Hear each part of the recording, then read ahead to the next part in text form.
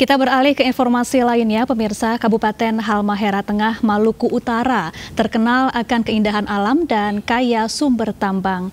Pejabat Bupati Halmahera Tengah, Ikram M. Sangaji, memiliki sejumlah program prioritas untuk memajukan daerah yang dipimpinnya tersebut. Salah satunya adalah menurunkan angka stunting di Halmahera Tengah. Halmahera Tengah merupakan salah satu kabupaten di Provinsi Maluku Utara. Kabupaten yang beribu kota di Kecamatan Weda ini berdiri sejak tahun 1968. Daerah yang terkenal akan keindahan alam dan kaya sumber daya tambang tersebut dipimpin oleh pejabat Bupati Halmahera Tengah, Ikram M. Sangaji. Pemda setempat memiliki program prioritas di 5 sektor demi memajukan Halmahera Tengah. Antara lain dalam hal pengentasan kemiskinan, UMKM, pendidikan, kesehatan, dan lingkungan. Setiap sektor telah memiliki program kerja yang terencana. Contohnya adalah program kerja di bidang kesehatan, yaitu menangani stunting. Pemda setempat mempunyai target untuk turunkan angka stunting dari 564 kasus menjadi 189 kasus. Hal ini dilakukan dengan memberi insentif kepada 191 ibu hamil dan menyusui di Halmahera Tengah. Sedangkan program prioritas di bidang lingkungan antara lain penataan kota dengan perbaikan drainase, trotoar, dan lampu jalan. Di samping itu juga pemulihan 25 hektar kawasan mangrove dan penanaman 500 pohon lindung.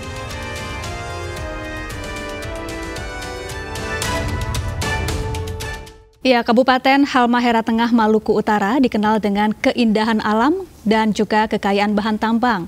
Sejumlah program prioritas pun terus digencarkan untuk memajukan daerah tersebut. Untuk membahas program apa yang telah dan akan dilakukan, kita akan membahasnya bersama dengan penjabat Bupati Halmahera Tengah, ada Bapak Ikram M. Sangaji. Selamat sore, Pak Ikram, apa kabar? Selamat sore, Mbak.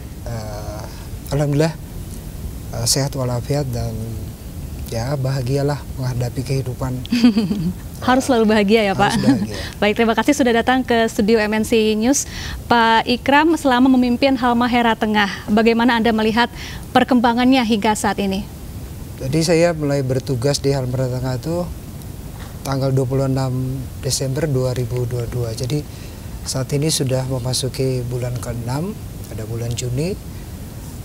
Ada 5 prioritas yang menjadi tugas utama saya sebagai PJ Bupati. Yang pertama, menurunkan angka kemiskinan.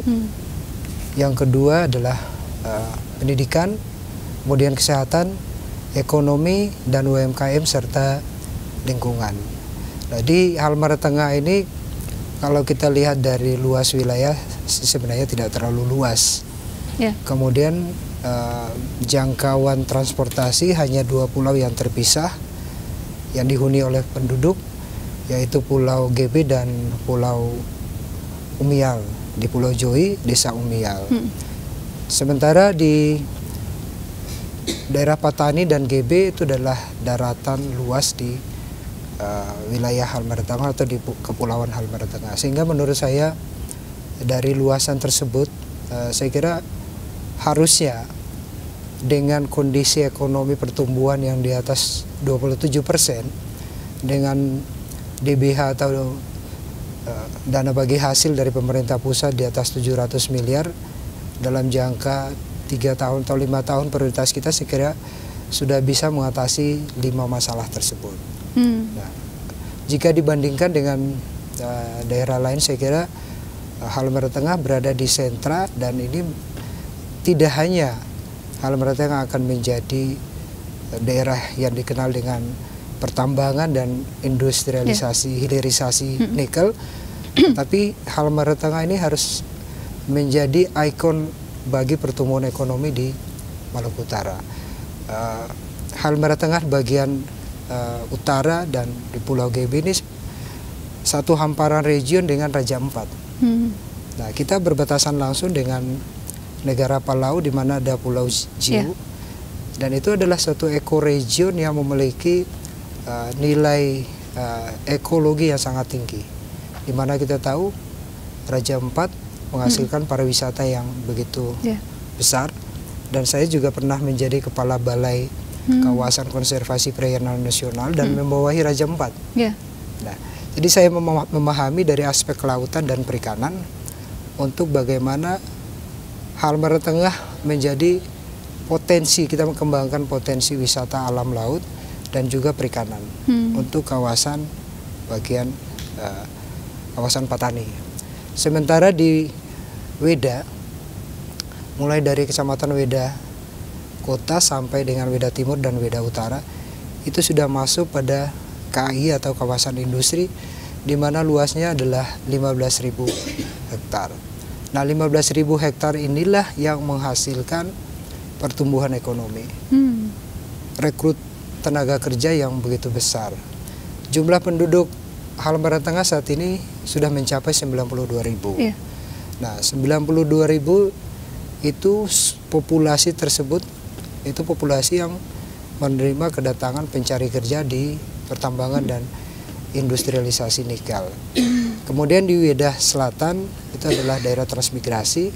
Di sana ada 1.800 luasan yang kita jadikan sebagai lumbung pangan. Saya telah mengajukan permohonan kepada Kementerian PUPR untuk membangun bendungan. Dan saya sudah menandatangani kerjasama dengan salah satu swasta lokal. Saya ingin ekonomi lokal itu tumbuh dari pelaku-pelaku usaha lokal. Jadi saya sudah tandatangani, luasnya 300 hektar. Itu akan kita jadikan sebagai food estate di sana.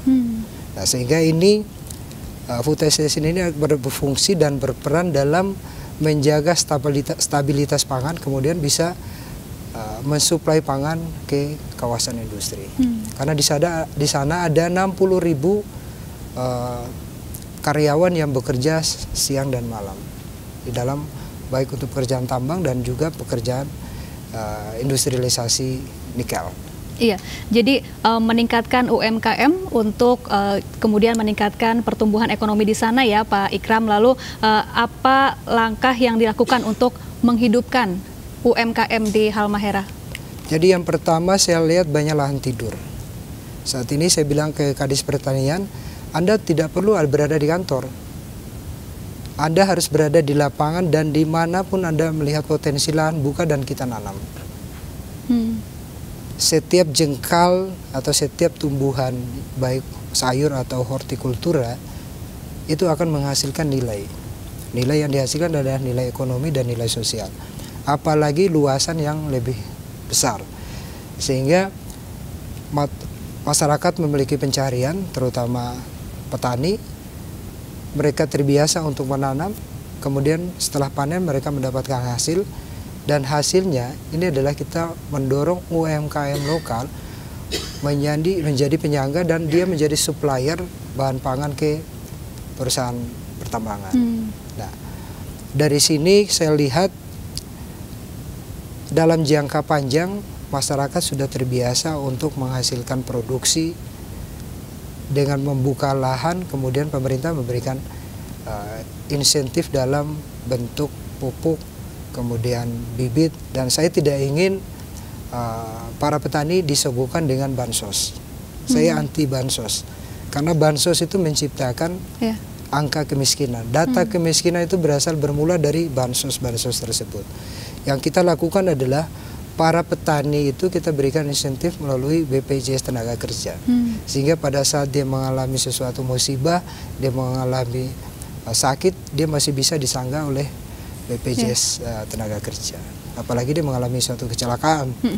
Dan kita juga mensupport dia dari BPJS Kesehatan. Sehingga dari aspek tenaga kerja dan aspek kesehatan kita kombinasikan agar kedua ini menjadi penyangga apabila petani atau nelayan itu mengalami suatu stagnan di mana dia tidak bisa produktif lagi. Baik, kemudian terkait industri hilirisasi yang saat ini tengah berjalan pesat di sana, bagaimana performanya saat ini untuk menyokong pertumbuhan ekonomi masyarakat Halmahera Tengah, Pak Ikram? Ya, jadi setiap investasi pasti menghasilkan suatu pertumbuhan, menghasilkan lapangan kerja dan merekrut tenaga kerja. Saya mengkombinasikan investasi, lapangan pekerjaan, tenaga kerja, dengan mendorong pihak industrialisasi pertambangan memasukkan aspek lingkungan dan aspek sosial ke dalam FID-nya. Jadi Final Investment Decision itu mereka juga memasukkan aspek lingkungan dan aspek sosial. Jadi pihak perusahaan memiliki komitmen dan tanggung jawab terhadap lingkungan dan sosial. Jadi lingkungan terjaga, sosial terus berlangsung, dan kondisi ini menyebabkan satu kombinasi antara peran pemerintah daerah, peran pihak industrialisasi pertambangan, dan juga para pekerja yang bekerja di situ harus memiliki komitmen yang sama dengan pemerintah daerah dan perusahaan agar keseimbangan ini bisa terjalin secara sinergi. Nah, jadi simultan ini harus kita jaga terus. Bagaimana menjaganya? Pola komunikasi kita dengan pihak perusahaan tetap kita konsisten. Kemudian kita tidak boleh jauh. Gap pemerintah dengan masyarakat, terutama masyarakat lokal, itu 1 senti pun tidak boleh. Setiap ada masalah pemerintah harus hadir, terutama masalah pendidikan, masalah kesehatan, dan masalah lingkungan. Baik. Untuk mengembangkan suatu daerah tentunya tidak hanya berbicara soal mengentaskan kemiskinan saja, tentunya untuk bagaimana meningkatkan kualitas pendidikan di sana. Lalu apa saja program yang saat ini tengah dilakukan oleh pemerintahan Kabupaten Halmahera Tengah untuk meningkatkan pendidikan masyarakat di sana, selain program penyediaan ribuan pakaian seragam gratis? Ya, jadi saya melihat ada angka melek baca itu sudah di atas 3 digit. Saya berpikir bahwa bagaimana saya mengukur bahwa angka melek huruf ini bisa terjadi. Saya coba dengan memasukkan metode gasing. Saya bekerja sama dengan salah satu profesor, namanya Profesor Yohanes Suryo. Beliau adalah penasihat pendidikan Pak Menko Marves. Bekerja sama dengan pemerintah daerah, kita sudah melakukan 2 tahap metode gasing. Saya coba 2 minggu, ada beberapa guru yang didatangkan untuk mengajar matematika cepat metode gasing. Dalam 2 minggu kita tanya berapa akar berapa dikali berapa, dalam 1 detik si siswanya bisa menjawab. Itu artinya bahwa siswa ini memiliki kapasitas yang terukur. Nah, kenapa masih ada melek huruf? Ternyata permasalahannya adalah ketersediaan pakaian seragam. Jadi siswa begitu seragamnya kotor, dia nggak bisa ke sekolah. Karena dia nggak sekolah, orang tuanya marah, kemudian diajaklah ke kebun sehari, 2 hari, 3 hari, dan ini juga sudah akhirnya si siswa merasa malas untuk kembali ke sekolah. Nah, bagaimana pemerintah menutupi permasalahan tersebut? Ternyata hanya sebuah pakaian seragam membuat siswa itu tidak bisa baca, dan akhirnya dia juga bisa berhenti dari sekolah. Maka pemerintah daerah memberikan insentif pakaian seragam. Jadi ada 3 pakaian seragam, yaitu batik, seragam utama mulai dari PAUD, SD, TK sampai SMA. SMA walaupun bukan kewenangan pemerintah kabupaten, tetapi yang sekolah juga itu adalah anak-anak didik kita yang berada di Halmahera Tengah. Nah, kemudian saya mulai memetakan kompetensi guru. Kita mulai membuat satu sistem untuk menerapkan pendidikan yang lebih berbasis pada sistem yang kuat, di mana seorang guru dia harus berfungsi, benar-benar berfungsi sebagai pengajar. Selain dia sebagai pengajar, dia harus berperan untuk mengambil alih peran-peran pemerintah di dalam suatu pendidikan. Jadi bukan dia hanya ditugaskan sebagai guru, tetapi dia juga harus berperan sebagai pemerintah. Biasanya guru tidak merasa sebagai pemerintah. Pemerintah itu diidentik dengan dinas A, dinas B, organisasi pemerintah daerah. Sehingga guru dan tenaga kesehatan itu mereka merasa mereka punya status yang berbeda. Nah, ini tidak boleh, sehingga mereka merasa bahwa saya adalah pendidik dan saya juga adalah pemerintah, sehingga dia harus memiliki target. Baik, masih dalam sektor pendidikan, kabarnya ada politeknik yang tengah dibangun saat ini di sana ya Pak Ikram. Namun tahan dulu, kita akan bahas usai jeda. Pemirsa jangan kemana-mana, tetaplah bersama kami.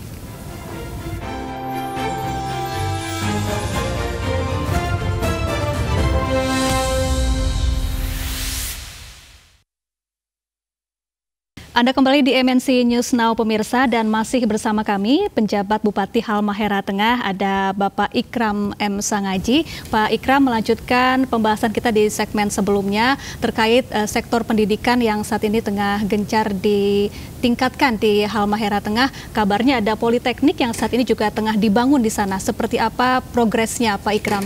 Jadi politeknik ini sebenarnya sudah diinisiasi dari tahun 2020. Tapi sampai sekarang baru kita sudah tanda tangan kerjasama dan sudah groundbreaking disaksikan oleh Pak Menko Marves pada tanggal 12 Mei. Jadi politeknik ini nantinya akan menjadi basis bagi lapangan pekerjaan, bagi tenaga kerja lokal. Jadi dari politeknik kita akan kerjasama dengan Kementerian Pendidikan dan Kementerian Perindustrian. Tapi saya memasukkan juga ada beberapa rencana program studi seperti bahasa Inggris, kemudian bahasa Cina dan bahkan bahasa Arab. Saya minta seperti itu. Nah, jadi ada teknik, ada juga untuk language. Ini akan menjadi bank SDM kita di Halteng. Dan mereka setelah dari situ punya skill teknis, dan akan kita siapkan kompetensi manajemen, kemudian keterampilan, sehingga dia bisa bekerja langsung di perusahaan pertambangan dan bisa mengisi job-job yang sebetulnya saat ini masih diisi oleh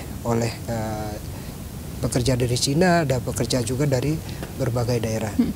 Saya rencanakan 3 tahun, 4 tahun ke depan, ini job-job ini sudah bisa diisi oleh pemuda-pemuda kita yang nantinya menjadi keluaran dari politeknik. Baik, Pak Ikram, tadi kita sudah berbicara terkait pertumbuhan ekonomi beserta pengentasan kemiskinan di sana. Kita juga sudah berbicara mengenai pendidikan di sana, dan yang tak kalah penting ini terkait kesehatan di Halmahera Tengah. Dan Halmahera Tengah ini menjadi salah satu kabupaten dengan angka stunting tertinggi ya Pak. Bagaimana penanganannya saat ini? Jadi kita lihat stunting ini dengan angka 564 itu cukup tinggi. Di kuartal 3 2022 saat ini kita sudah berkurang dari 564 sudah menjadi 453. Nah, ini terjadi penurunan yang, walaupun kita baru bekerja selama 6 bulan. Pertama saya lakukan adalah mengidentifikasi dan inventarisasi program-program stunting yang ada di OPD. Kemudian kita sinkronkan, dan saya tidak bekerja sendiri. Saya melibatkan pihak TNI, kemudian pihak kepolisian, ada Polsek, ada Babinsa, ada Babinkanmas, kemudian ada Danramil, ada Dandim, ada Kapolres, kita sinergikan. Bahwa stunting ini bukan hanya tugas pemerintah, tapi ini menjadi bagian dari tugas seluruh manusia yang ada di Halmahera Tengah. Karena penderita stunting itu memiliki hak hidup. Nah, sehingga dengan program prioritas apapun, kalau tidak disinergikan saya kira tidak kuat. Kita tidak akan cepat, speed kita akan tidak kuat, maka target kita untuk mencapai angka di bawah 100 status itu tidak akan tercapai. Nah, setelah kita identifikasi, kemudian saya menetapkan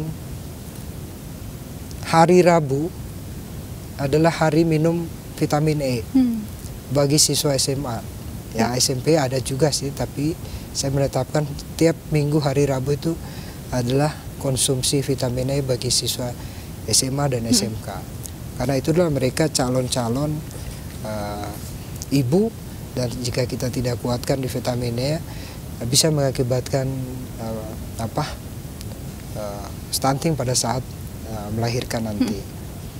Ini juga memberikan psikologi pendidikan dan pemahaman kepada siswa bahwa minum vitamin E ini untuk Anda kamu jangan cepat nikah gitu loh.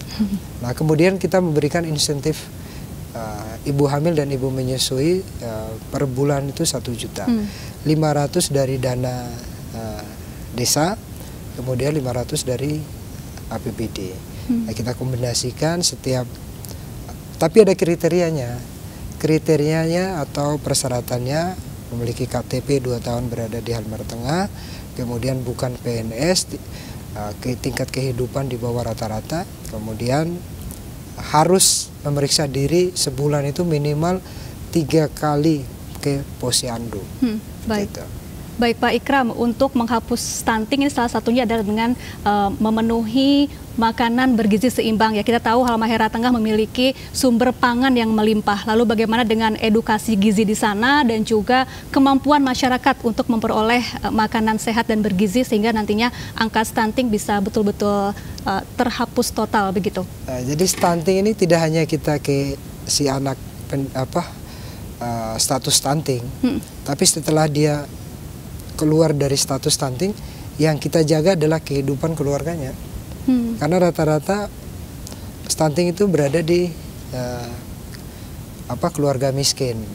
Jadi tidak hanya kita menekan atau membuat si bayi atau balita keluar dari stunting, tapi kita juga menjaga kehidupan keluarganya. Salah satunya adalah yang program dari pemerintah pusat itu ada pemberian makanan bergizi, tapi itu juga harus kita monitor. Biasanya kalau kita langsung kasih ke orang tuanya, bisa aja makanan itu tidak nyampe ke mulut anaknya. Nah, bagaimana agar itu bisa? Ya kita menggunakan Babinsa, Kamtipmas bersama-sama kepala desa dan tim posyandu, kemudian tim gizi juga ikut bekerja sehingga semuanya harus dipadukan. Jadi tidak bisa kita parsial-parsial. Kalau nggak bisa. Baik. Lalu bagaimana dengan ketersediaan puskesmas dan juga rumah sakit beserta tentunya tim medis profesional yang siap membantu masyarakat di sana, Pak Ikram? Salah satu yang saya minta dari para dokter itu adalah home visit. Anda jangan menunggu pasien, menunggu ibu-ibu di puskesmas. Jemput bola ya Pak? Ya, jadi harus lebih banyak home visit. Jadi sekarang 60% harus home visit. Dan saya meminta mereka memonitor angka stunting, progres dari anak stunting. Misalnya bulan ini berat badan sekian, panjangnya sekian. Bulan berikutnya ada terjadi perubahan. Kalau dia menurun, saya harus minta ke mereka report, ini kenapa dia menurun? Masalahnya apa? Apakah ibunya sakit atau dia sakit? Kenapa tidak ke dokter? Makanya harus home visit. Jadi dengan home visit kita mengetahui penyebabnya. Baik, kemudian Pak Ikram, dalam sektor lingkungan dan pariwisata, apa saja yang telah dan akan dilakukan terutama dalam memperindah tatanan kota di Halmahera Tengah? Weda ini berada di kota Weda ya, ibu kota Kabupaten Halmahera Tengah itu berada diapit oleh 2 sungai, Sungai Yevetu dan Sungai Vidi. Luas kotanya tidak terlalu besar. Nah, tapi untuk mempercantik kota ini adalah memberikan kenyamanan, keindahan bagi masyarakat sehingga masyarakat melihat tatanan kota yang bagus, apik, rapih, hijau dan bersih. Siapapun manusia kalau dia menjadi bagian dari situ dia akan merasa bertanggung jawab.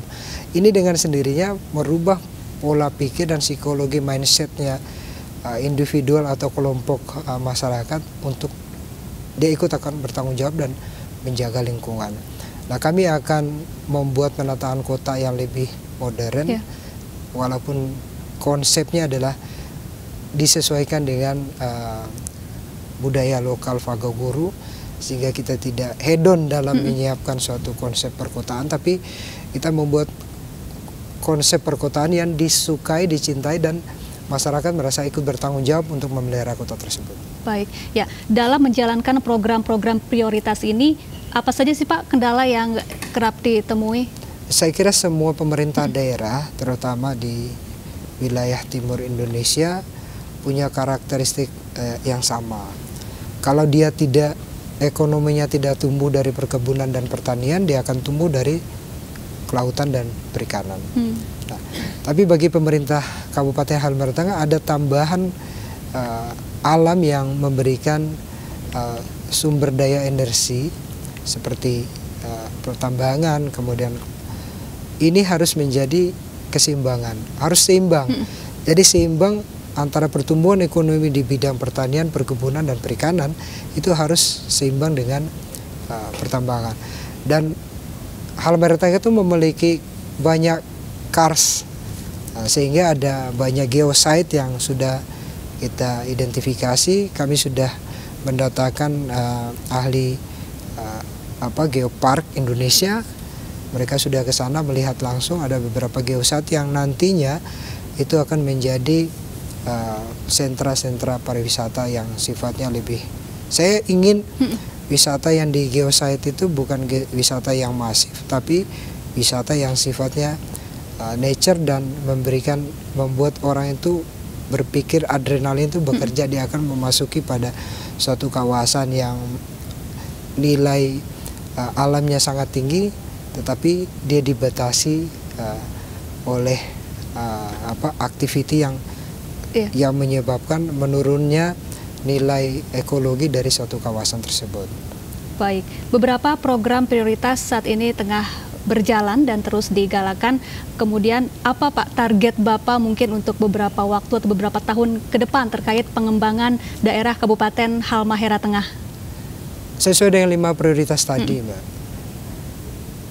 Tugas PJ ini hanya menyiapkan dan melakukan perbaikan dari konsep-konsep sebelumnya. Jadi kita hanya ditugaskan setahun dan bisa diperpanjang untuk tahun kedua. Nah, dari 5 prioritas tadi, yang pertama angka kemiskinan yang 12%, saya mentargetkan hanya 1 digit, 5-6%.